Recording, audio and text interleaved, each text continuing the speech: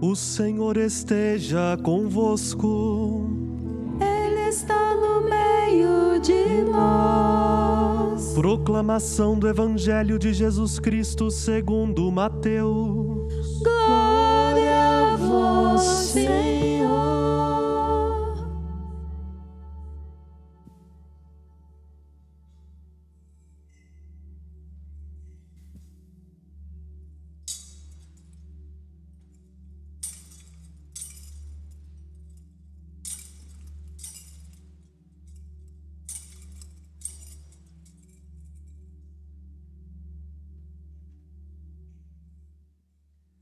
Naquele tempo, vendo Jesus as multidões, subiu ao monte e sentou-se. Os discípulos aproximaram-se e Jesus começou a ensiná-los. Bem-aventurados os pobres em espírito, porque deles é o reino dos céus. Bem-aventurados os aflitos, porque serão consolados. Bem-aventurados os mansos, porque possuirão a terra.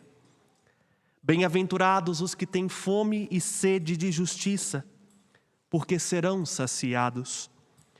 Bem-aventurados os misericordiosos, porque alcançarão misericórdia. Bem-aventurados os puros de coração, porque verão a Deus. Bem-aventurados os que promovem a paz, porque serão chamados filhos de Deus. Bem-aventurados os que são perseguidos por causa da justiça, porque deles é o reino dos céus. Bem-aventurados sois vós, quando vos injuriarem e perseguirem, e mentindo, disserem todo tipo de mal contra vós por causa de mim.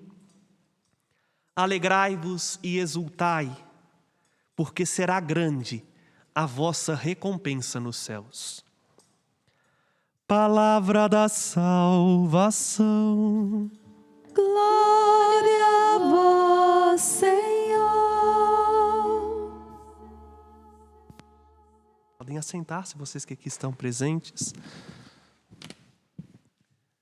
Amados irmãos, amadas irmãs, congregados aqui nesta menor basílica do mundo, Casa da Padroeira de Minas Gerais, e vocês que se unem a nós pelos veículos de comunicação, graças à generosidade dos membros da família dos devotos de Nossa Senhora da Piedade, a quem saúdo com muito carinho e com reverência e gratidão por todo o bem que faz a este pedacinho do céu, que é o Santuário Nossa Senhora da Piedade, na preservação desta serra e também na preservação da magnífica arquitetura divina, que são a vida daqueles que mais necessitam de amparo e que, graças ao cuidado do santuário, são assistidos.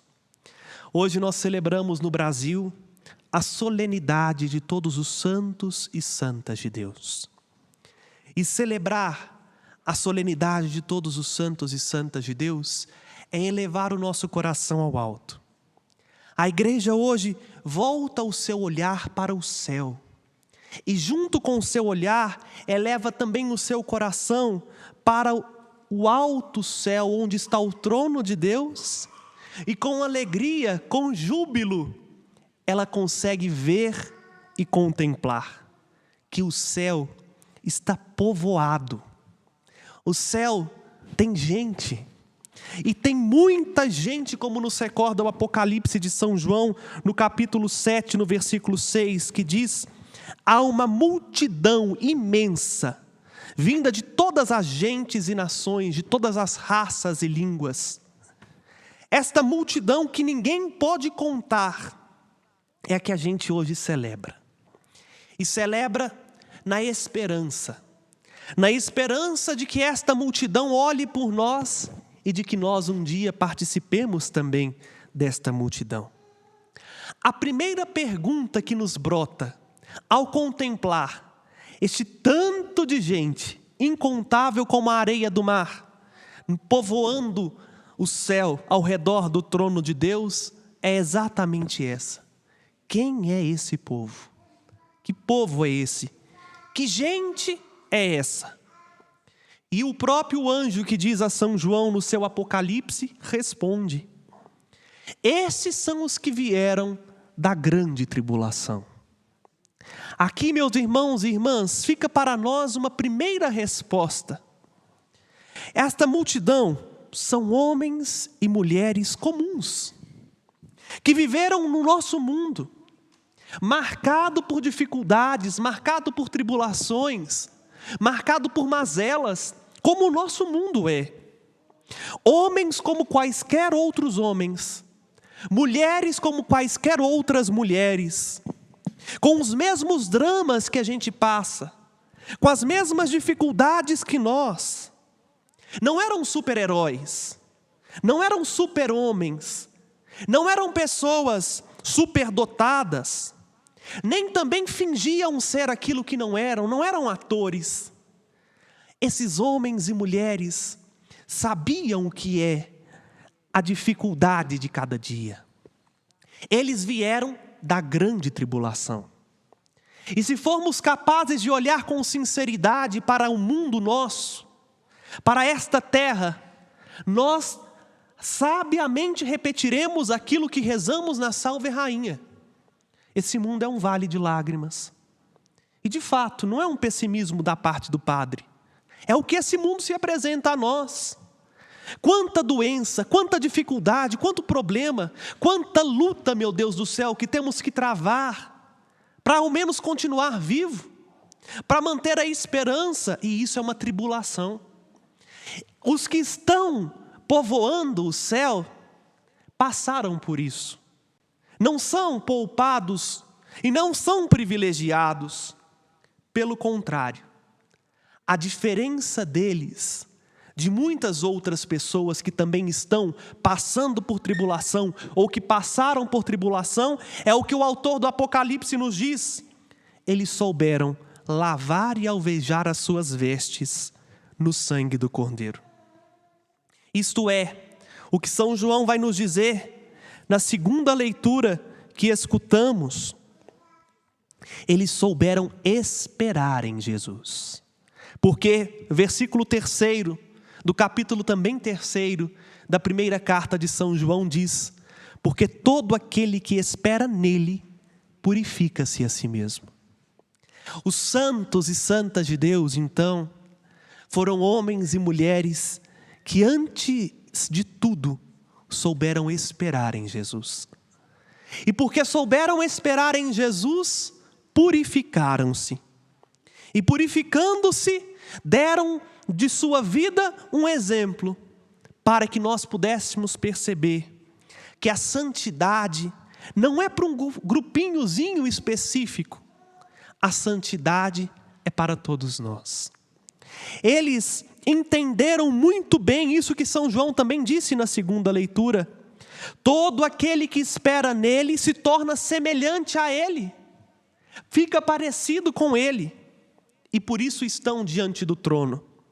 Porque esperando em Jesus, aprenderam a amar mais a ele do que a si mesmos, aprenderam a esperar mais nele do que dos homens, cultivaram uma intimidade tão grande que agora colhem aquilo que plantaram, o fruto do amor. É exatamente isso que eles fazem diante do trono de Deus. Contemplam sem cessar o Cordeiro redivivo, aquele que nos amou e se entregou por nós, o Cordeiro que está sentado no trono e ao qual pertencem a honra, o poder, a glória, a dominação, o império, a majestade, a realeza, a força por todos os séculos dos séculos. Aqui, meus irmãos e irmãs, brota para nós uma certeza que só a fé nos assegura. Olhar para o céu e ver o céu povoado de homens e mulheres que souberam esperar em Cristo, é perceber que aquilo que Ele nos alcançou na sua ressurreição não é uma quimera, não é uma história ultrapassada e nem é esperança que não se alcança, é verdade. Se o céu está povoado, é porque Ele ressuscitou, é porque Ele está vivo, Ele tomou posse do que é dele, Ele escancarou para nós aquilo que o nosso pecado havia fechado, as portas do paraíso. Então, em celebrar hoje todos os santos, é renovar o nosso coração na certeza pascal. O ressuscitado vive, e Ele está vivo olhando por nós. E porque Ele vive, nós podemos morar com Ele onde Ele está, porque Ele mesmo disse, quando estava na última ceia em vistas da sua ascensão: eu vou para o Pai, mas não se perturbe o vosso coração, porque na casa do meu Pai há muitas moradas. Eu vou e vou preparar-vos um lugar. E esse lugar é preparado para aqueles que amam a Deus. Aqueles que amam a Jesus acima de todas as coisas e que sabem esperar nele, conseguem participar desse lugar que a sua ressurreição abriu, e não só abriu, deixou escancarado, para que todos aqueles que crendo nele, sabem confiar e depositar nele a sua esperança. Eles estão no céu, e esta multidão trajando vestes brancas, nos faz recordar, o padre elencou pelo menos 4 coisinhas, que hoje esta contemplação daqueles que estão no céu e que nós chamamos de santos nos ajudam. A primeira coisa, e que nós não podemos nunca perder de vista: todos nós somos chamados à santidade. A santidade, já disse e repito, não é algo de predestinação. Não é que Deus olha para uma multidão ou para um povo igual está aqui na minha frente e escolhe: a senhora vai ser santa, você não, você talvez, esse aqui vai ser santo, aquela lá não. Não é assim. A santidade, ela é uma vocação, porque é um chamado de Deus. Mas como nos recorda um documento do Vaticano II chamado Lumen Gentium, sobre a igreja, no parágrafo 11, o documento da Lumen Gentium diz que a vocação à santidade é um chamado universal. Ou seja, todo ser humano é chamado à santidade. E aí, cai por terra esta história de achar que a santidade é para um grupelhozinho específico. É para homens e mulheres muito virtuosos, muito qualificados, muito preparados. Não. A santidade é para todos. Todos nós que somos chamados à vida, somos chamados à santidade. E aí não há desculpa para nós, porque sendo um chamado universal, a santidade não é algo inalcançável. Ela está ao alcance de todos.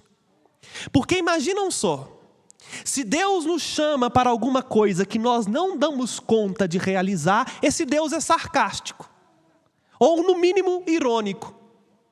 A santidade é atingível, a santidade é possível. E esta multidão incontável no céu que nos precedeu, que chegou lá antes da gente, é sinal concreto disso. Este amor de Deus não desiste de nós, até que nós sejamos totalmente misturados nele, imersos neste amor. A segunda coisa que a solenidade de todos os santos e santas de Deus também nos recorda, se recordar que todos nós somos chamados à santidade, ela também nos lembra que os santos são nossos amigos. Que aqueles que estão diante do trono de Deus são, para nós, pessoas que se importam com as nossas coisas. E que mais do que se importar com as nossas coisas, eles entendem perfeitamente o que nós vivemos, porque viveram em tudo igual a nós. Aí eu me recordo do Papa Francisco, que há pouco tempo escreveu uma carta encíclica sobre a santidade no mundo de hoje, chamada Gaudete et Exultate, alegrai-vos e exultai-vos, justamente o versículo que escutamos na conclusão do Evangelho. E lá o Papa Francisco vai dizer assim: os santos são aqueles que estão mantendo com a humanidade laços de amor e de comunhão. Os santos não são indiferentes a nós, são amigos. E amigos com A maiúsculo, com os quais nós podemos não só nos inspirar, mas também nós podemos contar nos momentos de alegria e de tristeza, contar até mesmo aquilo que passa dentro do nosso coração com sinceridade, porque eles não vão puxar os nossos tapetes, pelo contrário, porque eles amaram tanto a Deus, eles conseguem amar aquilo que Deus ama, e não há ninguém a qual Deus ama mais do que a você. Você é o objeto exclusivo do amor de Deus, que é único e singular para cada pessoa e ama a todos com a mesma intensidade, com o mesmo amor. Por isso eles nos amam, por isso eles cuidam daquilo que é nosso, se a eles confiamos. Não estão no céu como estão no spa, curtindo a vida, de lá, deitado. Até lembrei do Gorete nas férias dela, na beirada da praia, vendo o marzão. Não, nada disso. Eles estão no céu, orando e intercedendo por aqueles que também querem chegar lá. E estão unidos a nós, não porque a eles é concedida uma divindade, não. É porque eles participam da visão beatífica. Eles conseguem ver aquilo que nós não conseguimos ver com estes olhos, mas conseguimos as apalpadelas, como vai dizer no prefácio, com uma luz muito fininha, que é a luz da fé, ao menos contornar. Eles veem Deus. A nossa alma tem sede disso. Nós queremos o que eles já conseguiram, ver a Deus. E por isso, eles veem tudo aquilo que estão diante dos olhos de Deus. Todos aqueles que se pedem a eles com confiança, não são desamparados, porque eles aprenderam a amar o Cordeiro e a amar aqueles que são objetos de amor ao Cordeiro.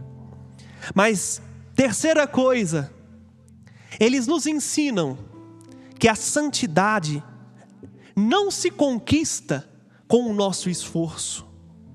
E isso é que contraria a nossa lógica. Porque a gente, desde pequenininho, a gente aprende assim, que se eu quero ser alguma coisa na vida, eu preciso me esforçar e dar o melhor de mim para conseguir aquilo que eu quero. Não é assim? Se eu quero ser um bom profissional, eu tenho que estudar, tenho que trabalhar, me dedicar horas e horas. Mas se eu quero ser um bom santo, não depende de mim. A santidade é um dom, é um presente, como é a nossa vida. Por isso, como todos são chamados à vida, todos são chamados à santidade. Mas do mesmo modo que ninguém escolhe viver, ninguém escolhe ser santo. Aliás, deixa eu reformular isso, porque tem um ponto que a santidade depende do nosso consentimento, sim. Mas como ninguém escolheu ser chamado à vida, vou até dar um exemplo, como eu disse na missa das 11. Quem aqui pediu para nascer? Quem mandou uma solicitação formal, um e-mail falando assim, eu quero nascer naquela família, daquele jeito, naquele dia, naquele horário? A vida é um dom. Nós simplesmente fazemos o quê? Acolhemos, recebemos. De igual modo, a santidade também é um dom. Nós simplesmente acolhemos, recebemos. É dom da graça. A graça que opera em nós a verdadeira santidade. A nós compete simplesmente acolher a santidade no estado de vida. E isso São João diz também muito claramente na segunda leitura que foi proclamada nesta liturgia. Olha, ele diz assim: caríssimos, desde já somos filhos de Deus, isto é, desde já nós temos a vida que nos faz pertencer a Deus, mas nem sequer manifestou o que ainda seremos. Ou seja, Deus espera algo grande de nós. Deus espera que nós atinjamos um amor grandioso, que nós chamamos isso de santidade. E diz ainda São João: sabemos que quando Jesus se manifestar, seremos semelhantes a Ele, porque o veremos tal como Ele é. E aí está o segredo. A santidade se dá no momento em que eu acolho a manifestação de Jesus em mim e na minha vida. Eu preciso acolher a força do amor de Deus para ser santo. Eu preciso deixar que Jesus manifeste quem Ele é. E assim o nosso coração é encantado, o nosso coração é seduzido, e nós queremos responder com generosidade, nós queremos responder com amor a este amor que não se cansa de nos amar. Por isso, a quarta e última conclusão que esta festa nos permite tirar é exatamente isso: a santidade provém dele, o único que é santo, o Santo dos Santos. E quando nós acolhemos o Senhor na nossa vida, que manifesta a sua misericórdia e manifesta o seu amor a cada um de nós, nós nos tornamos semelhantes a Ele.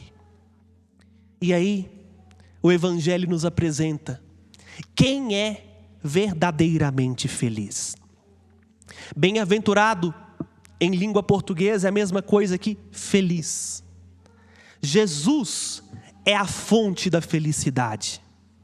Se ser santo é ser semelhante a Jesus, a gente precisa então conhecer quem é Jesus.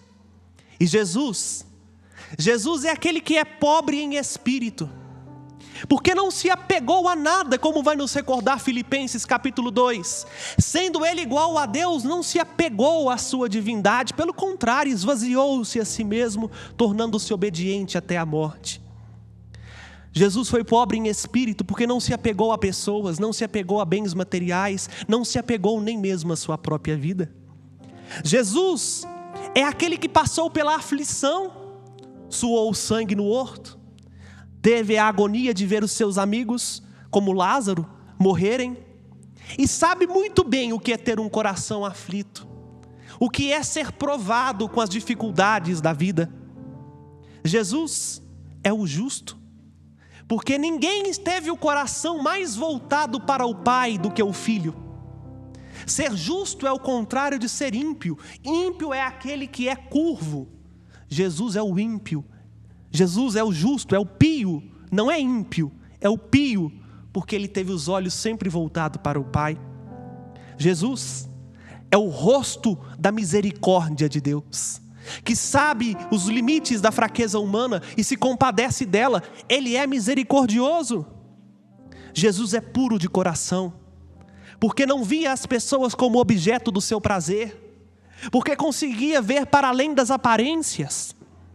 Jesus é aquele que foi perseguido.